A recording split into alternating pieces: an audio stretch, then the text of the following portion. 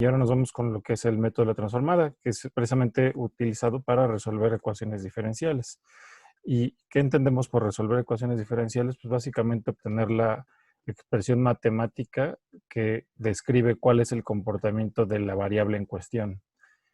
Para esto tienen que influir ciertos detalles o ciertos elementos. Los primeros pues son los que conforman el sistema como tal, o sea, sus componentes. Ya vieron, por ejemplo, para el sistema eléctrico, pues resistores, capacitores, etcétera.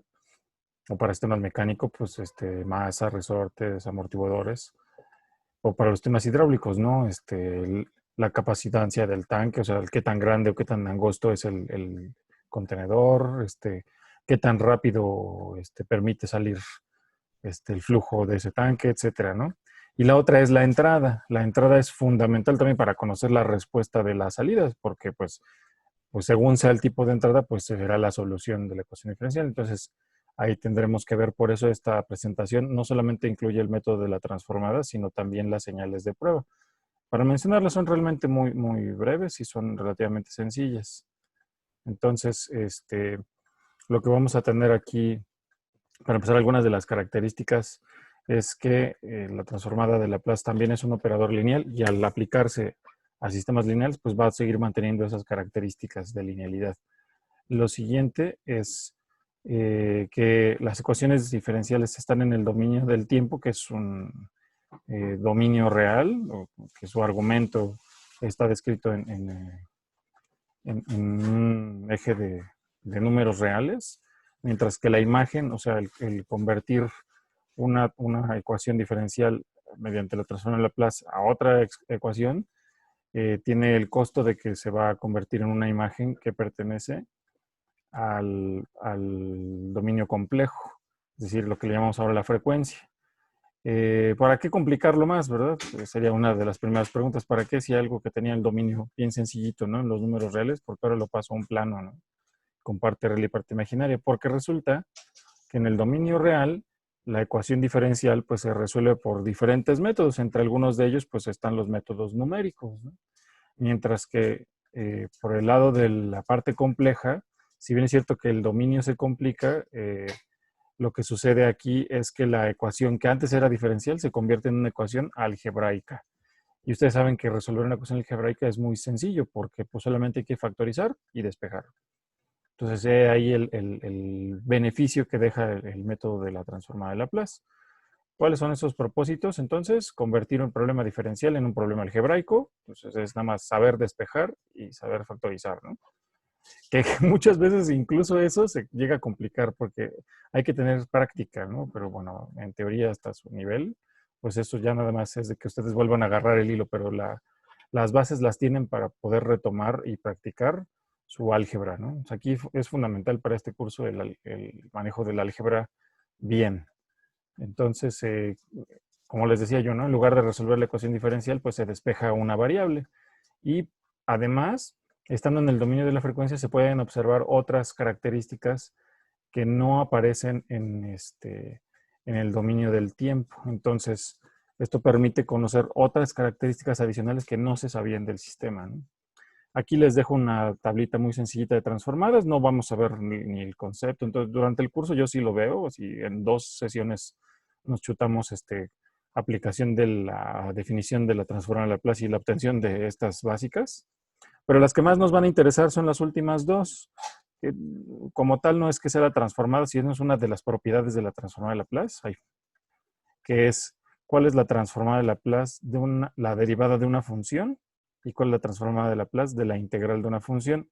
Y es bien simple y está bien interesante que si en el dominio del tiempo son operadores recíprocos, es decir, pues para obtener el recíproco de la derivada tengo que integrar y viceversa, para obtener el recíproco de la integral tengo que derivar, pues resulta que en el dominio de Laplace, o en el dominio complejo, pues es tan sencillo como multiplicar por S o multiplicar por la inversa de S, ¿no? O multiplicar por S y dividir sobre S. Entonces, es una operación algebraica. Esta es la parte donde mencionamos la diferencial o integral. Se convierte en un producto algebraico. Entonces, estas dos cosas de aquí, estos dos resultados de hasta abajo, son la clave. Los de arriba realmente están relacionados con las señales de prueba, precisamente, que vienen más adelante en esta presentación que les voy a subir en la plataforma. Dentro de las cuales pues tenemos la función constante, función escalón, la función pulso o impulso, la función rampa, parábola y la senoidal. Para darle paso así rápido, la escalón general, digamos, si ustedes entran al MATLAB al Simulink, van a encontrar el bloquecito de escalón. Tiene ya algunos valores por defecto, pero ustedes en general pueden caracterizar cuál sería el valor inicial, esta A minúscula, cuál será el valor final, A mayúscula, pensando en que es un escalón positivo, porque también se puede tener el caso del escalón negativo, o sea, que vaya hacia abajo.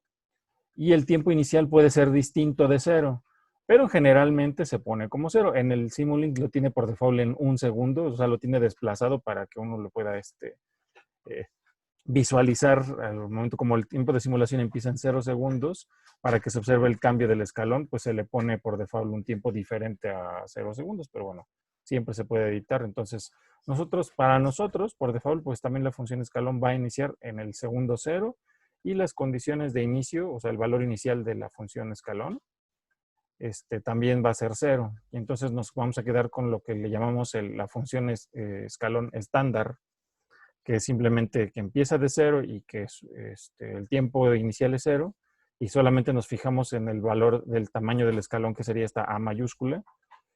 Y un caso muy usado particular también, en el que si esa A además es 1, se le llama escalón unitario. ¿Sí? Nada más son terminología que manejamos en control y en modelado, ¿no? La función pulso, para entender la impulso, es que definimos la función pulso, básicamente es como la función escalón, pero 2 veces, ¿no? Es decir, constante durante un intervalo de tiempo y después desaparece, ¿no? Lo que comúnmente le llamamos pues un pulso en un intervalo de tiempo. Pues bueno, la diferencia entre pulso e impulso es que el impulso dura muchísimo menos. Prácticamente este tiempo T1, que es la duración o el tamaño del intervalo de tiempo, pues tiende a hacerse 0, ¿no? O sea, es muy chiquitito. No es 0 exactamente, pero digamos que idealmente sí, y entonces es como abrir y cerrar la llave del agua así rápido, ¿no? A ver si sale fría o caliente, ¿no? Entonces es un comparativo, ¿no? De un impulso, ¿no? Es como un trancazo al sistema a ver cómo responde. Entonces, esa sería la función como interpretada físicamente de la función impulso, que es la que realmente nos interesa. Y verán ahorita por qué. La transforma de Laplace del impulso es bien, bien sencilla, bien interesante. Luego viene la de la función rampa. Todos los valores antes del tiempo inicial, o sea, del tiempo 0, siempre van a valer 0. Y a partir de ahí es ya donde aparece la forma de la función a analizar.